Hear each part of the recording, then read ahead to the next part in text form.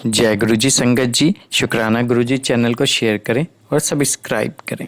संगत जी, आज हम लीना जैन आंटी के श्रीमुख से परम पावन परम पवित्र महाशिव पुराण के छठे और 7वें अध्याय का श्रवण करेंगे। चलिए प्रारंभ करते हैं। जय गुरु जी। संगत जी, गुरु जी से आज्ञा लेते हुए आज हम महाशिव पुराण के छठे और 7वें अध्याय का पठन एवं श्रवण करेंगे। शिव पुराण के श्रवण की विधि तथा श्रोताओं के पालन करने योग्य नियमों का वर्णन। शौनक जी कहते हैं, महाप्राज्ञ व्यास शिष्य सूत जी, आपको नमस्कार है। आप धन्य हैं, शिव भक्तों में श्रेष्ठ हैं। आपके महान गुण वर्णन करने योग्य हैं। अब आप कल्याण में शिव पुराण के श्रवण की विधि बतलाइए, जिससे सभी श्रोताओं का संपूर्ण उत्तम फल की प्राप्ति हो सके। सूत जी ने कहा, मुने शौनक, अब मैं तुम्हें संपूर्ण फल की प्राप्ति के लिए शिव पुराण के श्रवण की विधि बता रहा हूँ।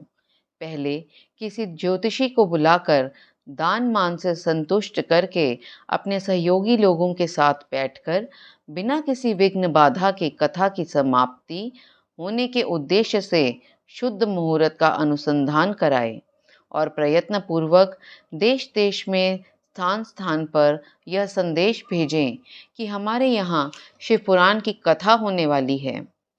अपने कल्याण की इच्छा रखने वाले लोगों को उसे सुनने के लिए अवश्य पधारना चाहिए।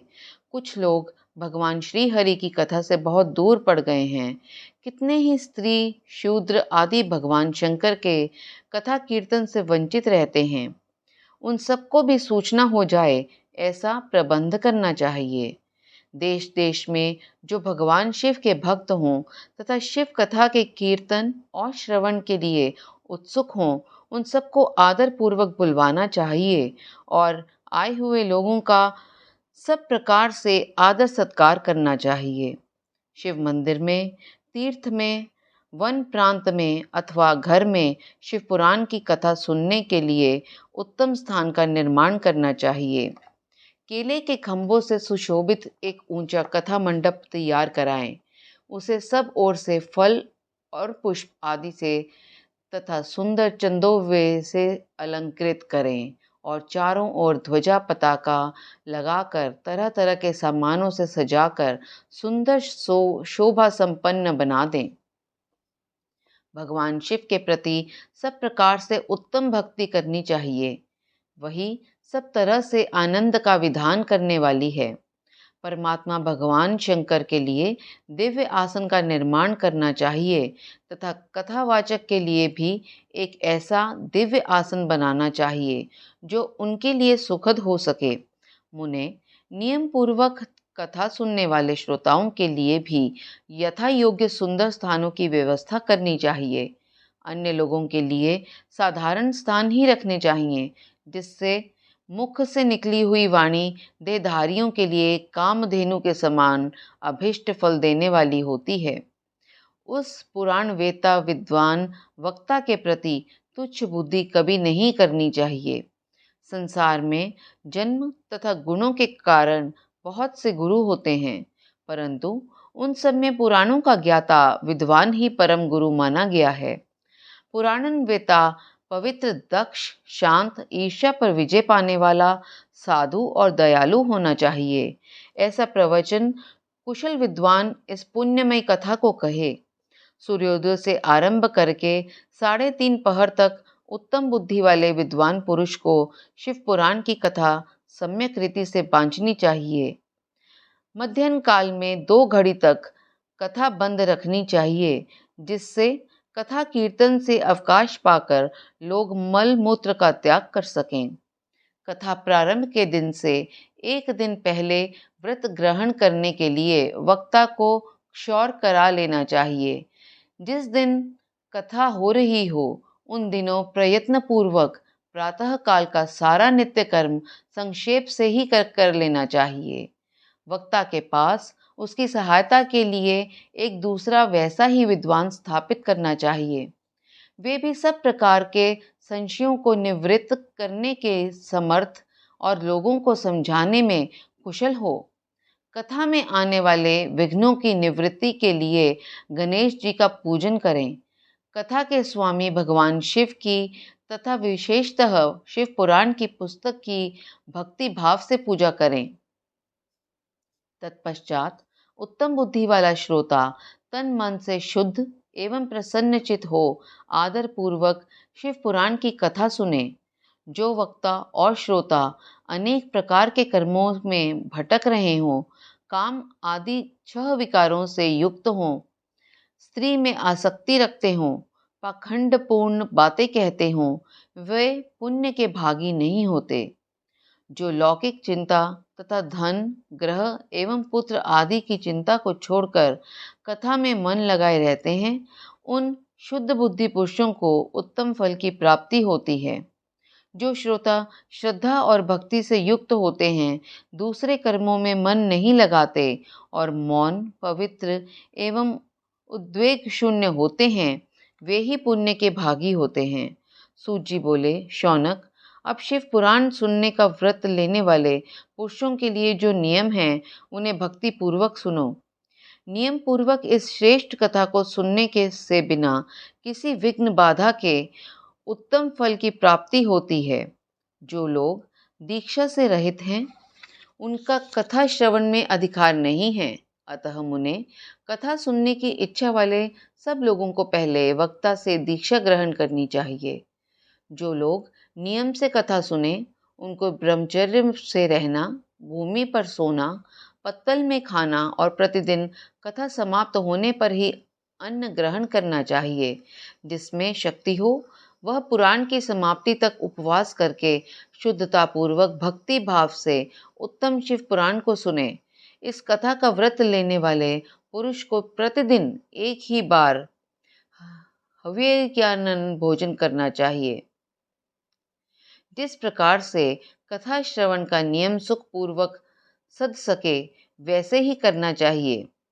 गरिष्ठ अन्न, दाल, जला अन्न, सेम, मसूर, भाव दूषित तथा बासी अन्न को खाकर कथाव्रती पुरुष कभी कथा को न सुने।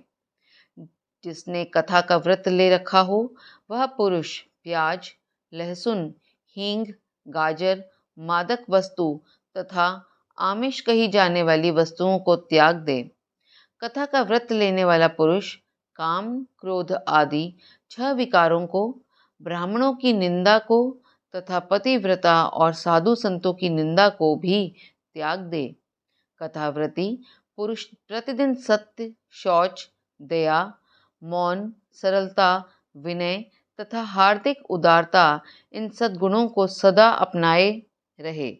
श्रोता निष्काम हो या सकाम, वह नियम पूर्वक कथा सुने। सकाम पुरुष अपने अभीष्ट कामना को प्राप्त करता है और निष्काम पुरुष मोक्ष पा लेता है। दरिद्र, क्षय का रोगी, पापी, भाग्यहीन तथा संतान रहित पुरुष भी इस उत्तम कथा को सुने।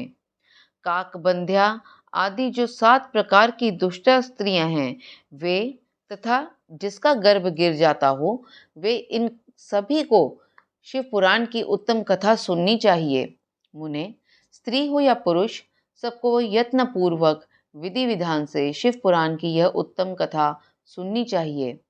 महर्षि, इस तरह शिव पुराण की कथा के पाठ एवं श्रवण संबंधी यज्ञोत्सव की समाप्ति होने पर श्रोताओं को भक्ति एवं प्रयत्न पूर्वक भगवान शिव की पूजा की भांति पुराण पुस्तक की भी पूजा करनी चाहिए।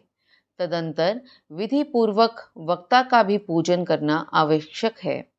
पुस्तक को आच्छादित करने के लिए नवीन एवं सुंदर बस्ता बनावें और उसे बांधने के लिए दृढ़ एवं दिव्य डोरी लगावें। फिर उसका विधिवत पूजन करें। मुनि श्रेष्ठ, इस प्रकार महान उत्सव के साथ पुस्तक और वक्ता की विधिवत पूजा करके वक्ता की सहायता के लिए स्थापित हुए पंडित का भी उसी के अनुसार धन आदि के द्वारा उससे कुछ ही कम सत्कार करें। वहां आए हुए ब्राह्मणों को अन्न, धन आदि का दान करें। साथ ही गीत, वाद्य और नृत्य आदि के द्वारा महान उत्सव रचाए। मुने, यदि श्रोता विरक्त हो तो उसके लिए कथा समाप्ति के दिन विशेष रूप से उस गीता का पाठ करना चाहिए जिसे श्री रामचंद्र जी के प्रति भगवान शिव ने कहा था। यदि श्रोता गृहस्थ हो तो उस बुद्धिमान को उस श्रवण कर्म की शांति के लिए शुद्ध हविष्य के द्वारा होम करना चाहिए। मुने, रुद्र संहिता के प्रत्येक श्लोक द्वारा होम करना उचित है अथवा गायत्री मंत्र से होम करना चाहिए, क्योंकि वास्तव में यह पुराण गायत्री में ही है, अथवा शिव पंचाक्षर मूल मंत्र से हवन करना उचित है। होम करने की शक्ति न हो तो विद्वान पुरुष यथाशक्ति हवनीय हविष्य का ब्राह्मण को दान करे। न्यूनातिरिक्त रूप दोष की शांति के लिए भक्ति पूर्वक शिव सहस्त्र नाम का पाठ अथवा श्रवण करे। इससे सब कुछ सफल होता है, इसमें संशय नहीं है, क्योंकि तीनों लोकों में उससे बढ़कर कोई वस्तु नहीं है। कथा श्रवण संबंधी व्रत की पूर्णता की सिद्धि के लिए 11 ब्राह्मणों को मधु मिश्रित खीर भोजन कराएं और उन्हें दक्षिणा दें। मुने, यदि शक्ति हो तो 3 तोले सोने का एक सुंदर सिंहासन बनवाएं और उस पर उत्तम अक्षरों में लिखी अथवा लिखवाई हुई शिव पुराण की पोथी विधि पूर्वक स्थापित करें। तत्पश्चात पुरुष उसकी आवाहन आदि विविध उपचारों से पूजा करके दक्षिणा चढ़ाएं। फिर जितेंद्रिय आचार्य का वस्त्र, आभूषण एवं गंध आदि से पूजन करके दक्षिणा सहित वह पुस्तक उन्हें समर्पित कर दें। उत्तम बुद्धि वाला श्रोता इस प्रकार भगवान शिव के संतोष के लिए पुस्तक का दान करे। शौनक, इस पुराण के उस दान के प्रभाव से भगवान शिव का अनुग्रह पाकर पुरुष भव बंधन से मुक्त हो जाता है। इस तरह विधि विधान का पालन करने पर श्री संपन्न शिव पुराण संपूर्ण फल को देने वाला तथा भोग और मोक्ष का दाता होता है। मुने, शिव पुराण का वह सारा महात्म्य जो संपूर्ण अभिष्ट को देने वाला है, मैंने तुम्हें कह सुनाया। अब और क्या सुनना चाहते हो? श्रीमान, शिव पुराण समस्त पुराणों के भाल का तिलक माना गया है। यह भगवान शिव को अत्यंत प्रिय, रमणीय तथा भवरोग का निवारण करने वाला है। जो सदा भगवान शिव का ध्यान करते हैं, जिनकी वाणी शिव के गुणों की स्तुति करती है और जिनके दोनों कान उनकी कथा सुनते हैं, इस जीव जगत में उन्हीं का जन्म लेना सफल है। वे निश्चय ही संसार सागर से पार हो जाते हैं। भिन्न भिन्न प्रकार के समस्त गुण जिनके सच्चिदानंदमय स्वरूप का कभी स्पर्श नहीं करते, जो अपनी महिमा से जगत के बाहर और भीतर भासमान हैं तथा जो मन के बाहर और भीतर वाणी एवं मनोवृत्ति रूप में प्रकाशित होते हैं, वह उन अनंत आनंद घन रूप परम शिव की मैं शरण लेता हूँ। ओम नमः शिवाय। शिवजी सदा सहाय। ओम नमः शिवाय। गुरुजी सदा सहाय। मैं गुरुजी से इस पठन के दौरान हुई त्रुटियों को क्षमा चाहती हूँ। गुरु महाराज मेरी त्रुटियां माफ करें। जय गुरु जी। शुक्राना गुरु जी।